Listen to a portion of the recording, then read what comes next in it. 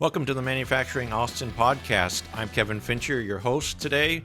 I am also the president and CEO for the Austin Regional Manufacturers Association. We represent manufacturing in all of Central Texas, and our podcast is about all the great innovative stuff that's happening. So we're happy to highlight one of our members today, Accutronic, and we're going to have an interesting discussion today with Accutronic and what's going on. Before we get started, I would like to thank our longtime sponsor, Texas Mutual, trusted by over 75,000 businesses throughout the state of Texas for workers' compensation, and a very vital, important community partner.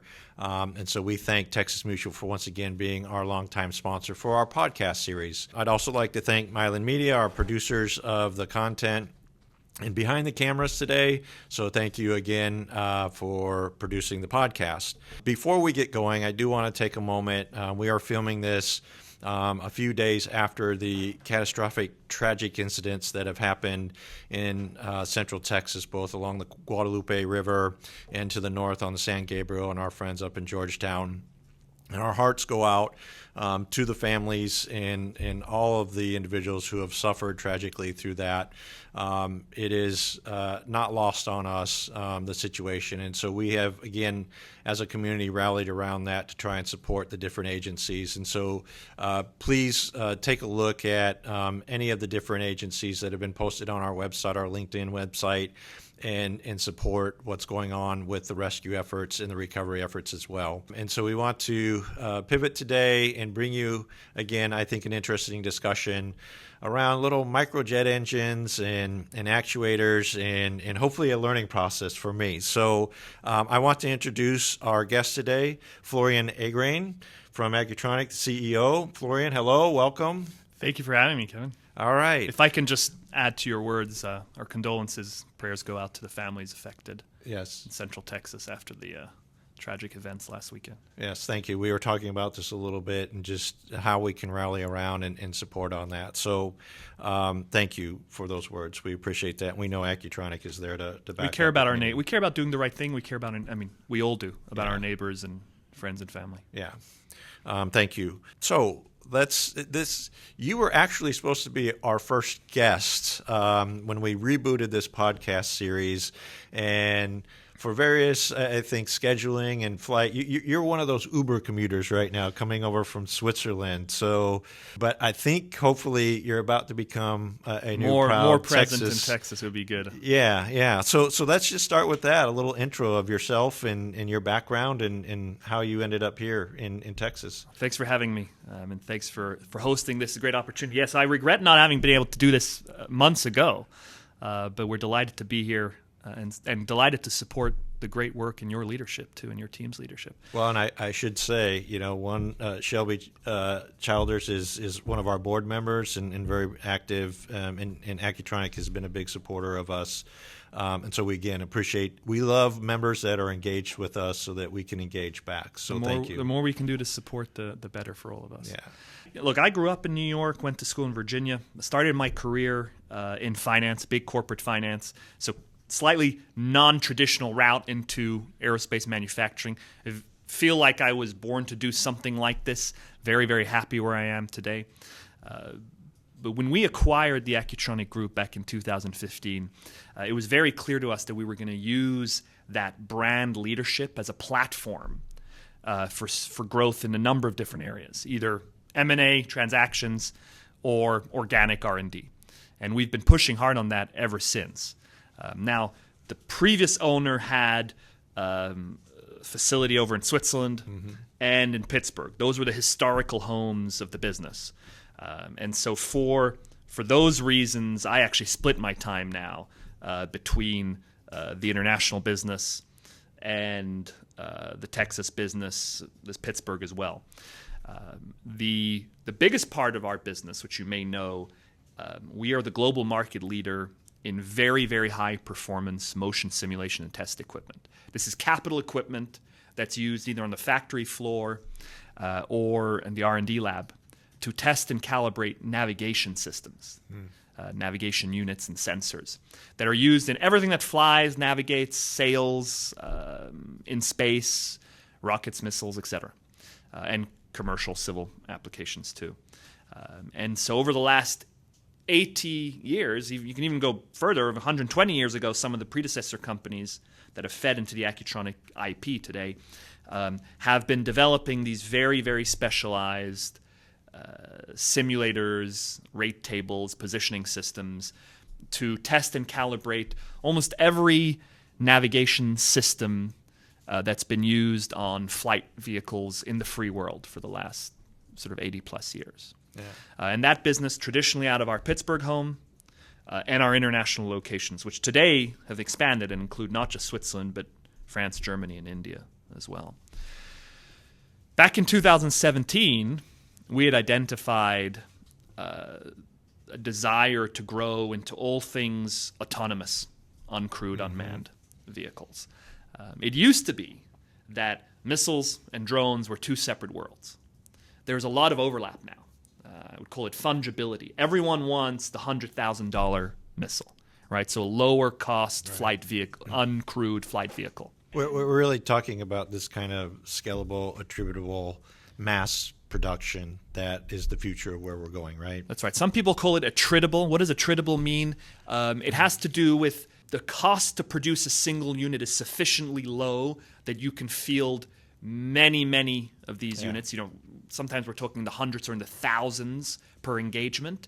And some might be recovered, but many will not be recovered. Right. And that's okay, because these are not exquisite systems that cost $1 million a pop.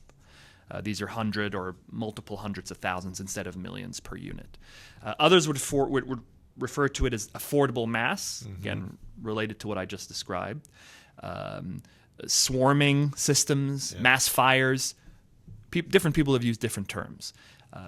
The former Deputy Secretary of Defense launched what was called the Replicator Program. So that was the government's first sort of very formal attempt.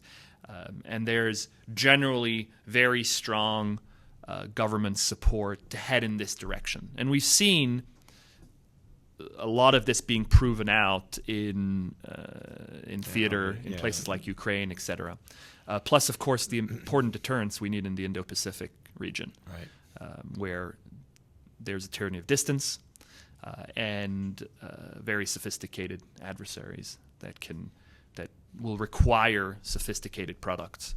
Yeah, and when we talk about this a lot, I talk about it certainly a lot, is you know, as we look at where defense spending is going, you know, the billion-dollar systems just simply are not going to have the reach. They can be taken out very easily now with China and what they're doing in the hypersonics and also with their missiles, and you can damage a carrier group with a drone strike, right? So I think that's where the future is, and where you guys are headed with that is really what the future of, you know, unfortunately, warfare, but you know, it's just outside of that as well. There are other civilian uses for what you guys are doing as well. So that's right, and we've seen the evolution in defense systems over many decades, but it's actually very closely correlated with the history of Accutronic itself. You look, our existing legacy line of products, the simulators I was referring to earlier, they supported all those incredibly sophisticated, exquisite systems, cost $1 billion per aircraft or per naval vessel over the last 80 years. And they all required very specialized test equipment for peer-to-peer rivalry. Or for, you know, Middle East war on terror type of activities, and now we're evolving into a space where you're going to have more affordable systems that need to be powered or actuated or have onboard electronics at a different price point. And Accutronic is evolving to support the warfighter, the government's need in those expanding areas. From the tests into the to flight hardware. So what you're looking at here is our specialty components that are all designed and manufactured right here, proudly in Central Texas, and it's critical specialty components for next generation UAVs, low cost missile systems, land defense vehicles, and other next generation defense systems. Well, that's perfect. And you brought some toys today, and we'll definitely get into these toys for those that are listening. You will not be able to see the props, but we'll do our best to kind of describe what they are. Those that are watching today, we'll kind of walk through this. We've got here, I think, a couple of actuators, right? We'll talk about what you do with that. This is your alternator, and then this little baby, which we'll spend a lot of time talking on, which is the first jet engine in its entirety produced in the state of Texas, if I'm correct, right? And it's a microjet engine, so we'll certainly spend some time on that, because this is one of my favorite little things that you guys do, and I love that. So, but I want to come back, because you've talked a lot about the company, but I want to talk a little bit more about you. Let's make this personal and, your journey. So you talked about being in finance, and you'd mentioned we bought Accutronic, but what was your role then, and how did you get into the manufacturing space?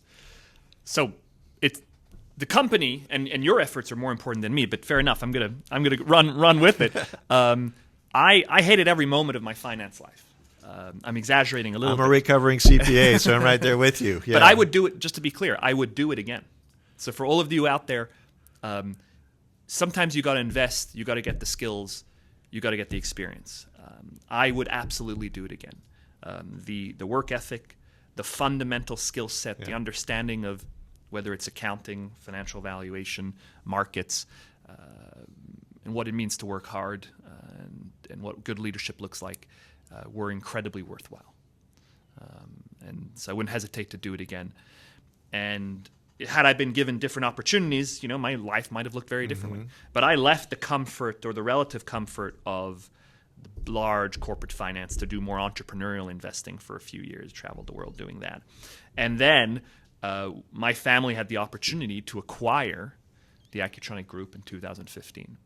It was not a foregone conclusion that I would necessarily be managing the business, but there was a need at the time to bridge some of the disparate teams and leadership that existed at the company back then. The company was very different. It was about $35 million revenue when we founded in 2015. We're about $100 million revenue now. Wow. So considerable growth.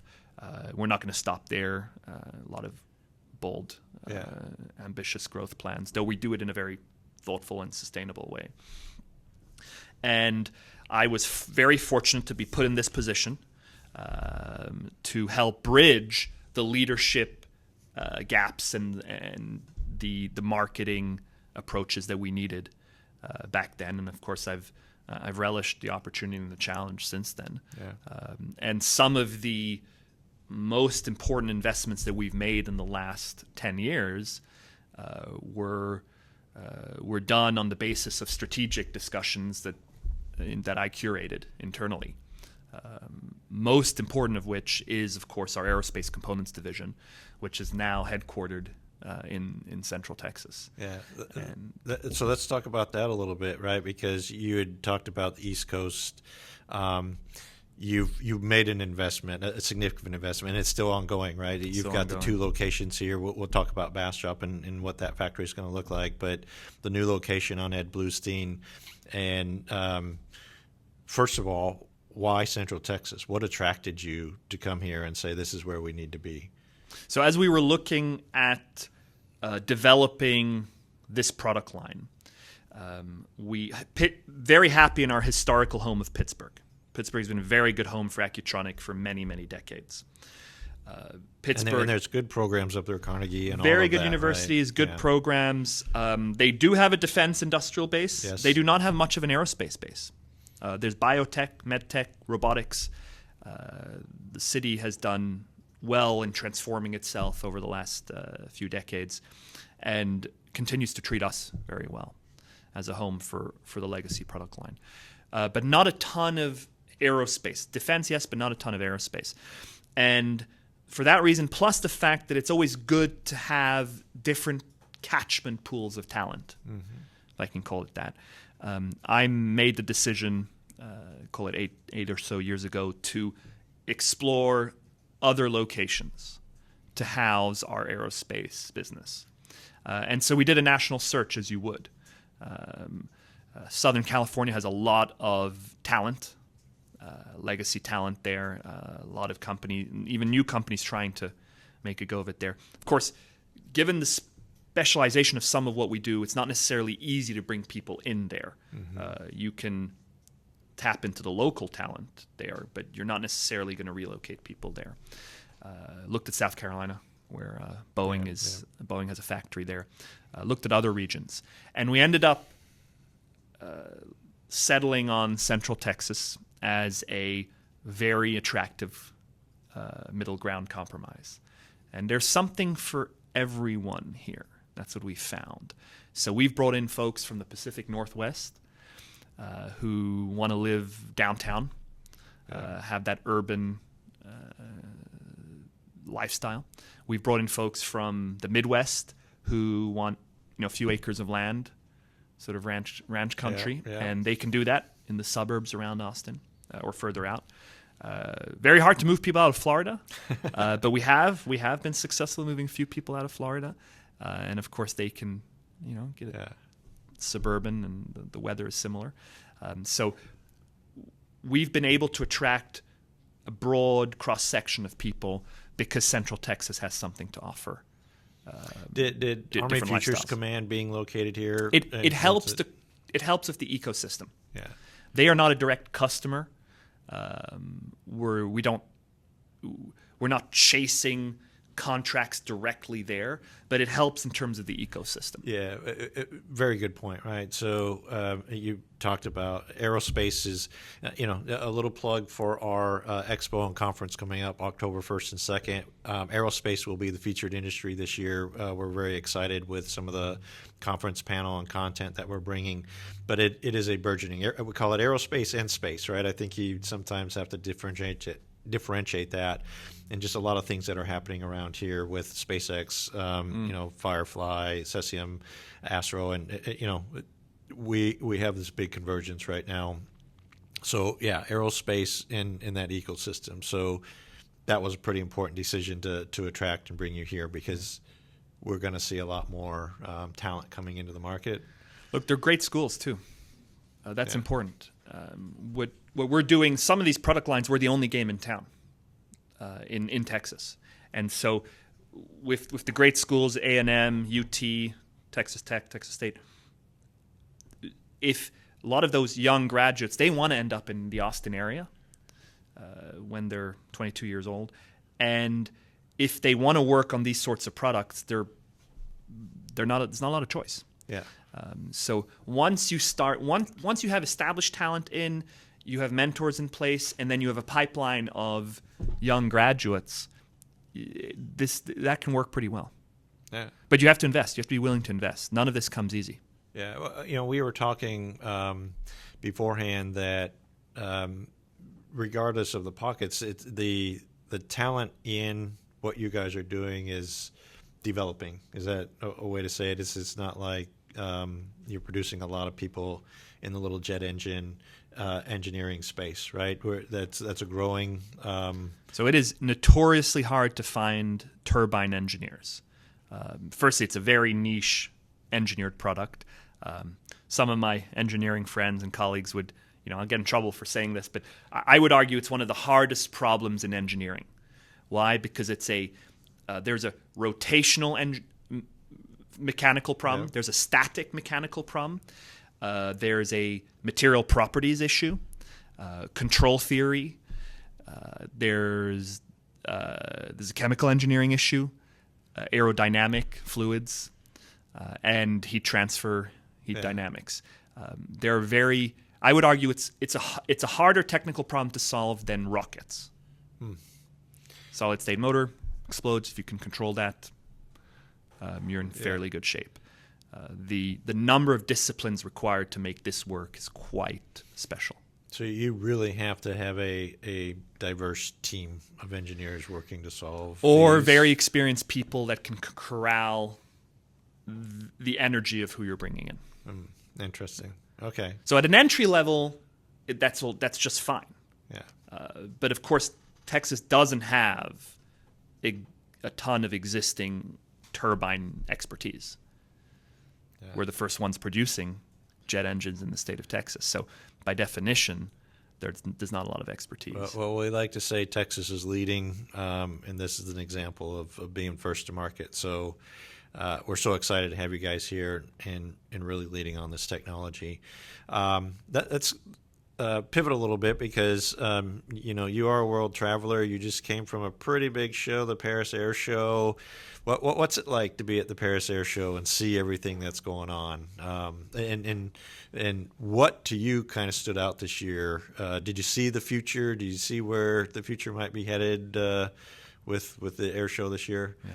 So we've been attending, the major trade venues and air shows for years. Of course, the first time you go, you're very impressionable, lots of bright lights and interesting people, and between 11 a.m. and 1 p.m. it's impossible to hear yourself think, and you can't even have a conversation because the fighter jets are doing demos overhead. But it's a lot of fun, and always, it's either in outside of London or outside of Paris, and it's always manages to be incredibly hot or rain or both that week. And we were pretty fortunate this time around. It wasn't too painful. The trends. What are we seeing? So I'd say there are probably two standout trends that come to mind. One, the defense tech companies. There are a lot's been written, a lot's been reported on around new entrants into the space, and big names, domestic big names in defense tech that have raised a lot of money. But interestingly, the same in a much smaller, more modest way is happening overseas too. So out of Germany, there's a company called Helsing that just raised a significant amount of money at a very, could argue, almost American valuation, multi-billion-dollar valuation, to produce mostly drones. And of course, they've got a lot of institutional support by European governments. Yeah. The French, I was surprised to see the French government supporting a small company that no one had heard of a few years ago, also working on next-generation defense systems. So everyone is playing in that space, trying to disintermediate old business models, high-cost business models.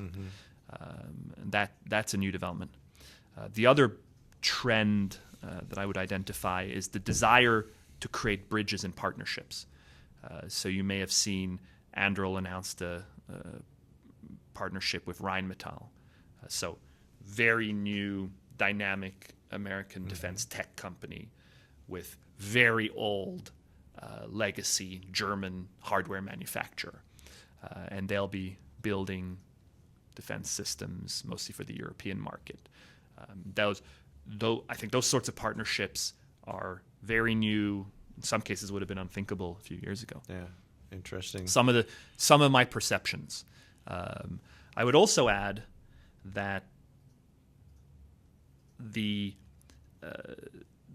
been talking about increasing defense spending amongst our allies, NATO, Europe, and elsewhere, for a while, and it is now starting to trickle down. Yeah. So we were fortunate enough to announce two important developments during the Paris Air Show.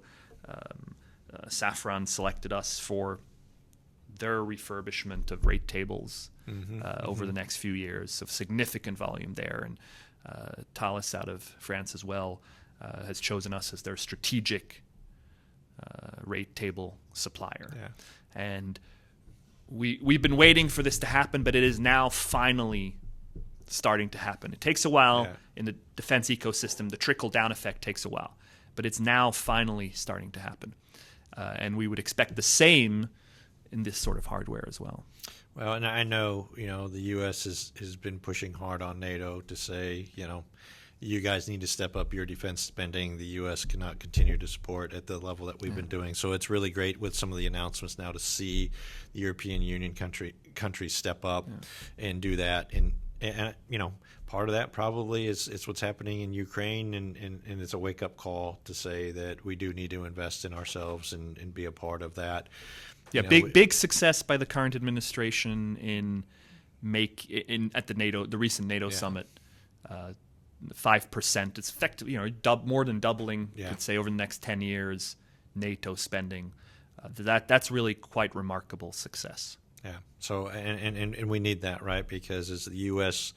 looks at where we're spread, our focus I think is going to be in the Indo-Pacific going forward, and we need resources there. So it's really great to see NATO the NATO countries other than the U.S. step up and match what the U.S. finally has step been up. spending. There's more to go, and these things take time. Yeah. But the government can count on us and companies like us to support that and to be there to serve the warfighter and allies. Yeah.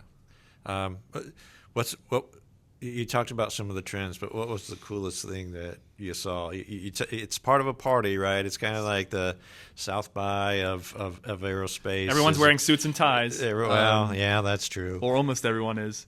What I really want to know is was there one cool toy or aircraft or something that stood out that said, wow, that's really cool? Yeah, so the nexus between augmented reality and the physical world. So we're now starting to see that wearables. Of course, Anduril had big announcement over the last few months around new programs for the Army and elsewhere. A number of different defense primes are now starting to play with this in a realistic way. There were kids at the show on fighter jet simulators. Wow. That are fully augmented, and of course, wearable gear for servicemen and women. Yeah. That's next generational stuff. More closer to home, it's probably the advent of the low cost modular flight vehicles. Those low cost missiles I was describing earlier. That'll serve as buses. We call them buses. You can change the payload. You can change the sensor. Maybe there's a deployable wing. Maybe there's not. It could be jet propelled. Doesn't have to be. Yeah. And that's going to give the armed services considerably more bandwidth to be flexible and to counter lots of different threats. The interesting, the augmented space and all of that, but there's been a lot of talk. We just had a contract awarded to Lockheed, I believe, with regard to the next generation autonomous fighter jet. Was there any talk or future displays of that at the air show that you saw? So, and that's been in the next they call it sixth generation fighters. There've been a few different consortia that have been created. So the F-47 was announced, and I think that's going to Boeing. So that would be. You're sorry, my bad. The administration just announced the F-47. I think that's going to Boeing. There seems to be a competition for a next generation Navy fighter, which I don't believe has been announced yet. And of course, there are collaborative combat aircraft, which there are a few different primes vying for. I think Anduril has their unmanned collaborative combat, the Loyal Wingman, and I think General Atomics. Maybe others have different platforms there. Then the Brits have a collaboration, I believe, with the Japanese, maybe the Saudis and the Italians on their FGAP, their sixth generation fighter, and then the Germans and the French are trying to do what they call FCAS, that's being led by Airbus and Dassault to produce an alternative sixth generation. So there's a lot of money being put into next generation, but those would be that's what you would qualify as an exquisite system. Yeah. Very expensive. Perhaps manned, perhaps optionally manned. And that's when all the attritable devices become important. Because if you're going to send a pilot into harm's way, or a $100 million aircraft into harm's way, you want those protective layers of decoys, wingmen around your exquisite system. And that's where our products come into play. Yeah, no, perfect. So it's a perfect segue then to talk about your products and what you brought out here today. So I've got in front of me two products. So one is your AccuFlex R0900. Yeah, You guys the have R900. an affectionate term for that. This is a smaller. That's a smaller one. Yeah. Actuator. It refers to the diameter of the motor, of the electric motor inside. Okay. And it's the R is rotary. So both of these are rotary as opposed to linear. Okay. Different flight vehicles would have different architectures.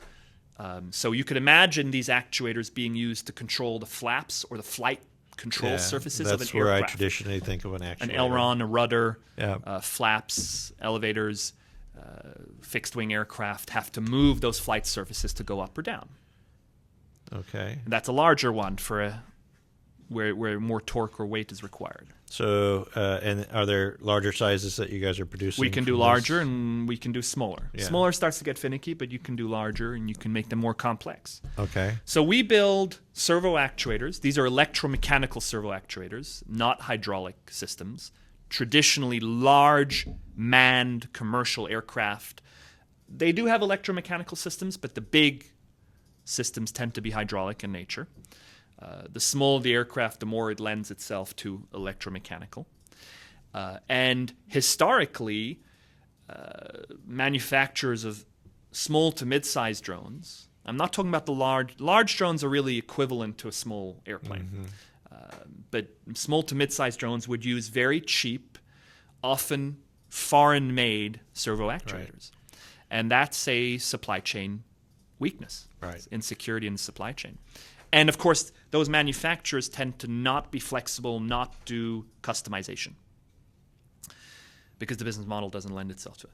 We've built an entire domestic engineering team, 100% domestic supply chain, FAR and DFAR compliance, to design and manufacture electromechanical servo actuators here in Texas for use primarily on flight vehicles, so those mid-sized drones, but also on other applications. It could be naval platforms, underwater autonomous vehicles, submersibles. Of course, there's some famous names, including here in Texas, working on that. Yep. And we've been selected to work on actuators and controllers for what we hope will be the next generation unmanned tank as well. Wow. That's very, very sophisticated work and presents very, very demanding engineering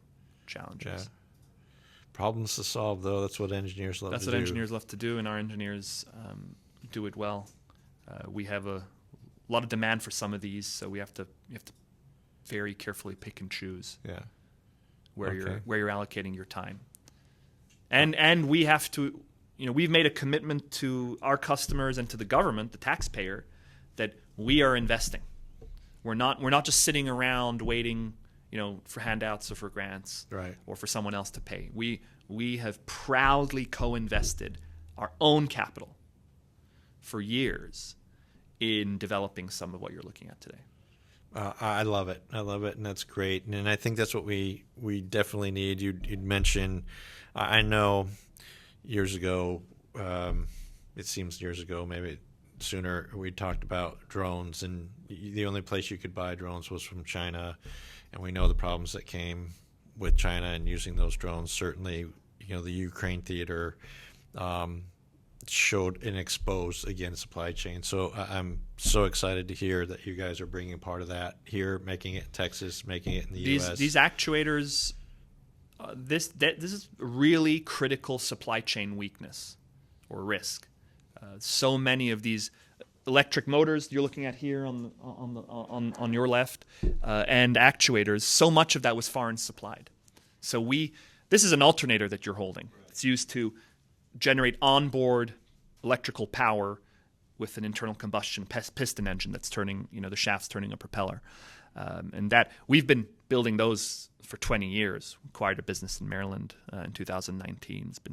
Is already the market leader in small tactical UAVs, these systems. But we're now building electric motors. Why?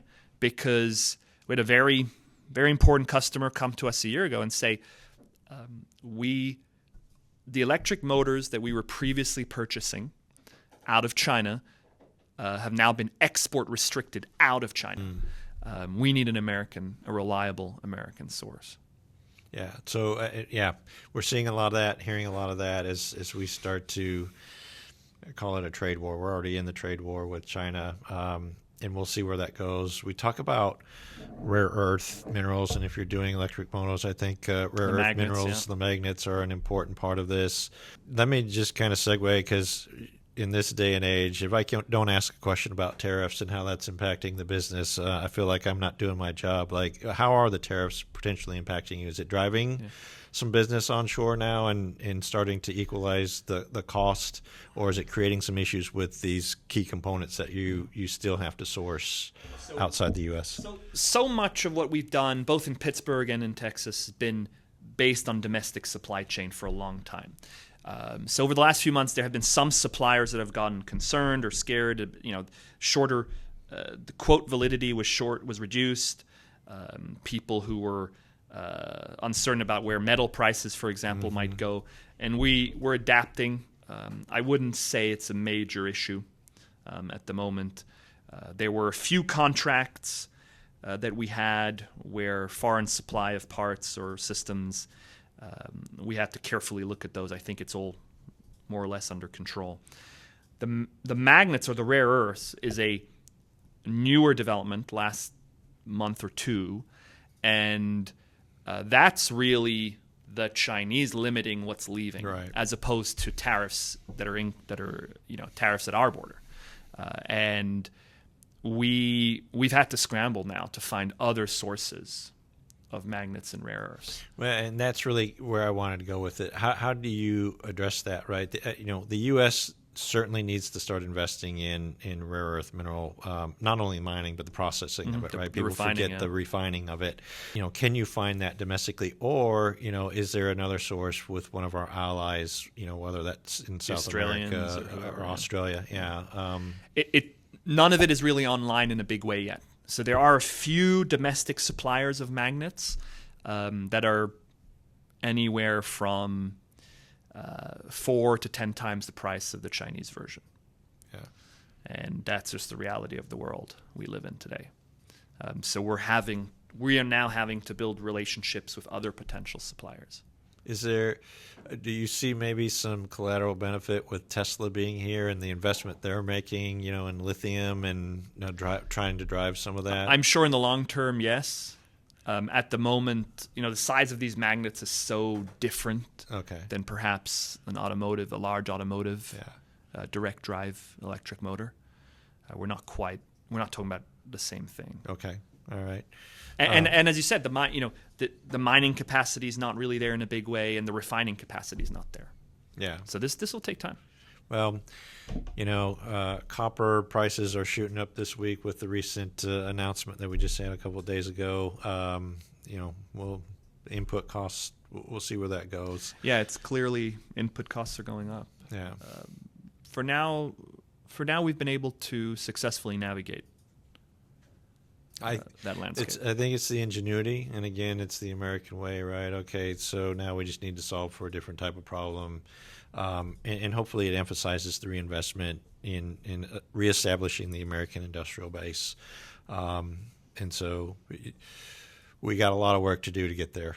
It's not like you can just open up a mine. And we want to contribute. I know we'll speak about what we've got going on in Bastrop County, but we've now started to very seriously consider whether we should be working metal there, doing real heavy industry the way it used to be done. Yeah. The Pittsburgh, legacy. Well, legacy metalworking. Yeah. Of course, we have the greenfield space in Central Texas in Bastrop to do that, and so we're now having conversations about a metal foundry or metal forge. Wow. They haven't built a new metal foundry that I know of in 50 years in this country. Yeah. No, that would be big. I mean, that's exciting to kind of hear that. You heard it here. You heard it here first. That's something we're exploring now. Yeah. Okay. Well, we'll talk about Bastrop and what you got going there, but let's talk about this little toy that you have sitting next to you. So, introduce this little baby, because this is really, to me, the coolest toy that that we've got here today. So, when we started our aerospace components division back in 2017, 18, the two primary legs we had to stand on were turbines, which was a joint venture for friends out of Germany, hobby grade turbines, which we've now augmented into fully tactical grade and professional grade American-made versions, and actuators. This was a joint venture. This was totally greenfields. We acquired the power system business, the electric motor business. We acquired that in 2019, so it wasn't really in the picture at the beginning. And it was unclear to us whether actuators would be bigger or turbines at the time. We didn't really know which one would have more demand. In fact, I would probably have guessed actuators would have been easier to access and easier to have a go at. It turns out this is the holy grail where we stand today. Yeah. There's very significant market demand, customer interest, line of customers out the door. Yeah. We cannot possibly service all the interest that we have from all sorts of interesting prime and non-traditional customers. Why? Because of all that attritable requirement. So the government will spend over the next 10 years tens of billions, maybe more, but let's say tens of billions on attritable flight vehicles, missiles, drones, etc. And typically, about 1/3 the cost of the vehicle is in the propulsion system. Propulsion systems can be piston engine propeller. For that may not be realistic in every scenario. They can be pure electric, and they can be jet propelled. And we build electric motors and jet engines. Yeah. What's the performance difference in the jet engine versus a piston? Like, I'm just thinking speed. Yeah, speed.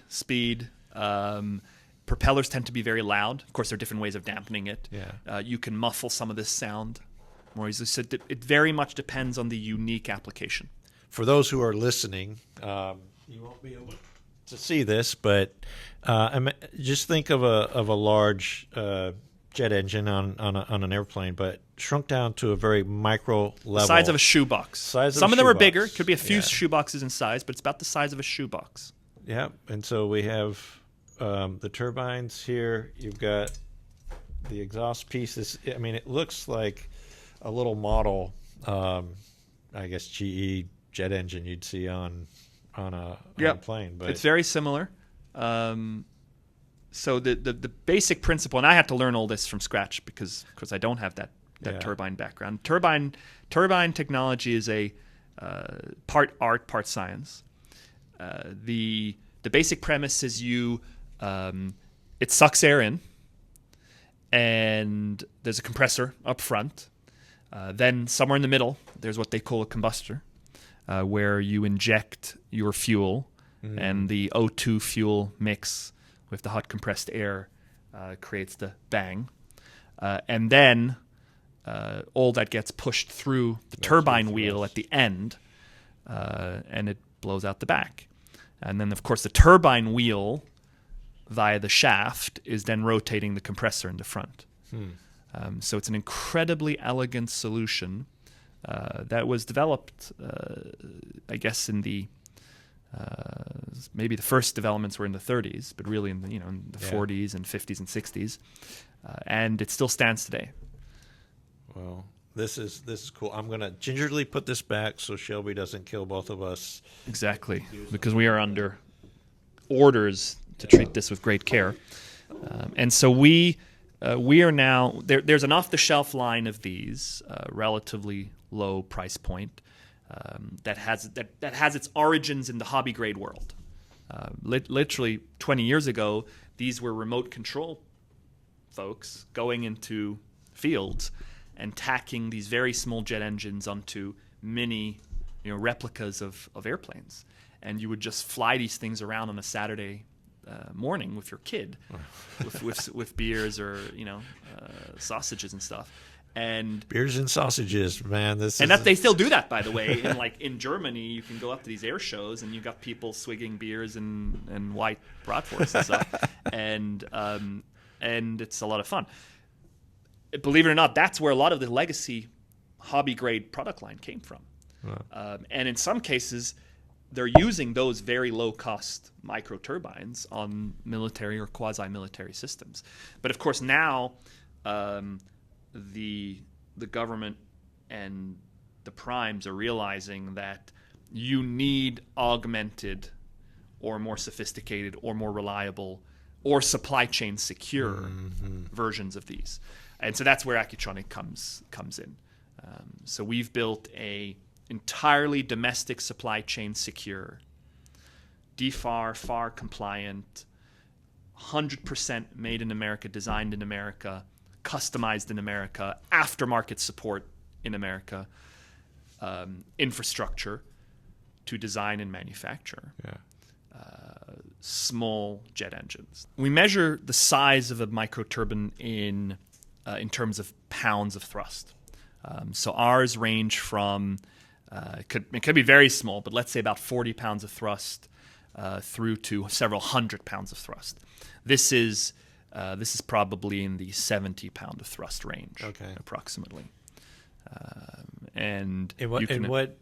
So these are used in drones, though. Well, again, flight vehicles. Some people would say it's a drone. Some people would say it's a missile. Different terminology. Okay. Yeah. Something that flies. Yeah. That has no one on it. And the market for this, obviously, the DoD space is I can see that, but in the commercial space, yeah. And if anything, those same flight vehicles can be used for kinetic missions. They can be used for ISR, so intelligence, surveillance. They can be used for commercial applications too. Is it just for forward propulsion, or is it used for upward? A turbojet in this configuration is really primarily just for forward propulsion. But you can convert this to a turbo generator. So you're using the same turbine technology, compressor, combustor, turbine. The hot air does come out, but instead of hot air pushing the vehicle through the air, you're using the shaft power out the front to then turn an electric motor that you can distribute across multiple propellers. So that's a whole other product line that we're also working. The reason for that is because the energy density of the hydrocarbon, the fuel, is much higher than the energy density of a battery.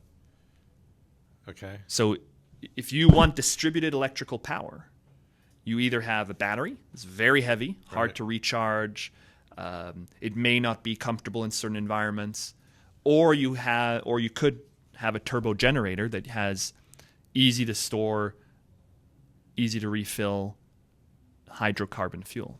Okay. All right. Well, so we've talked about the products. You have to make the products. So let's talk about Bastrop and what the future investment may look like out there and what you're planning to do with that. You've got a greenfield property right now. Walk us through what the future of that's going to be. So about a year ago, we announced we call a triple play investment in Central Texas. There were three pillars of that. We inaugurated the headquarters of our aerospace components division in Austin Metro, which is now home to our engineering staff, corporate staff, and some manufacturing. So we are producing there. In fact, we're already producing jet engines, electric motors, and actuators in Central Texas in modest quantities.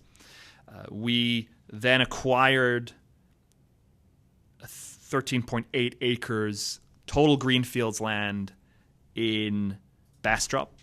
That's an economic development agreement with the Bastrop Economic Development Corporation. Our partners in the city of Bastrop and the BEDC have been fabulous. And probably most importantly, our workforce development piece of that. Yes.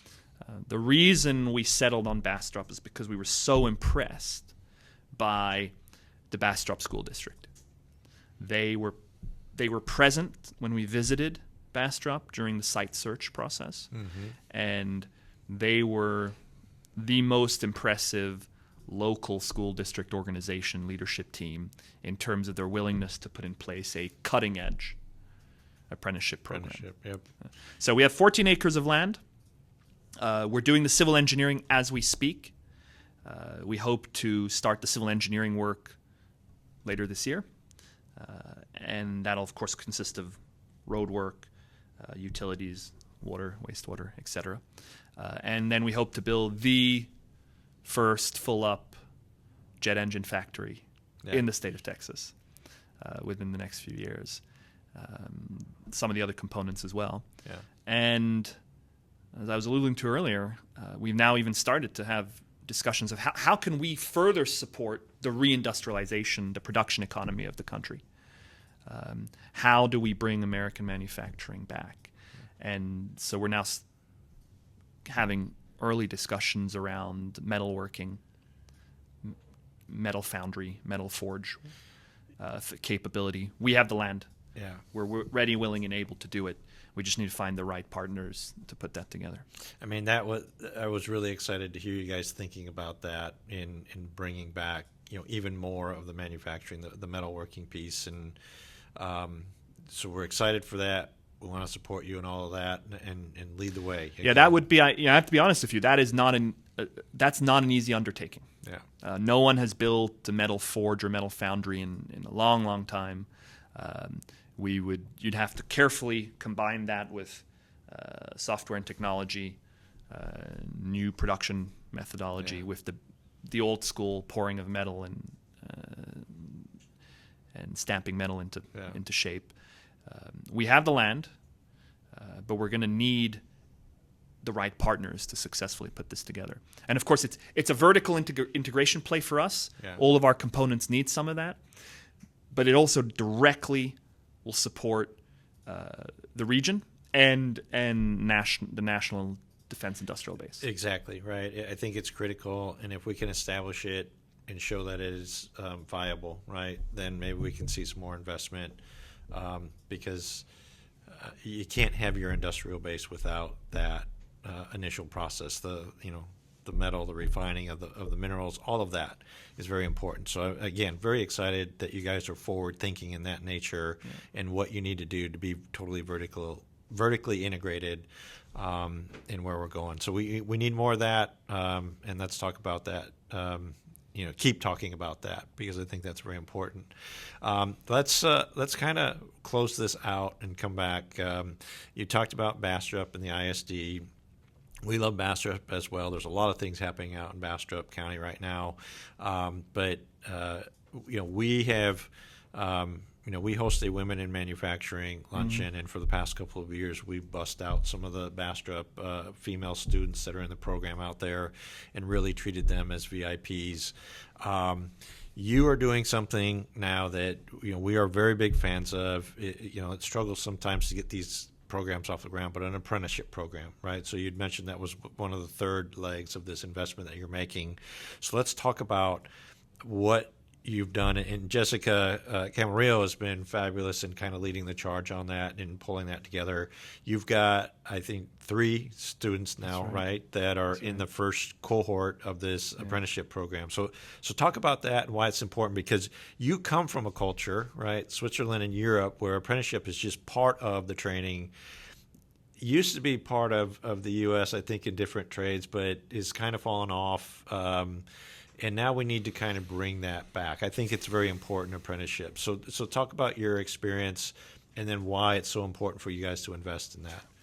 So as we think about reindustrializing the country, bringing manufacturing home, we have to tackle the workforce challenge head on. There are just simply not enough people to do everything that we're trying to do.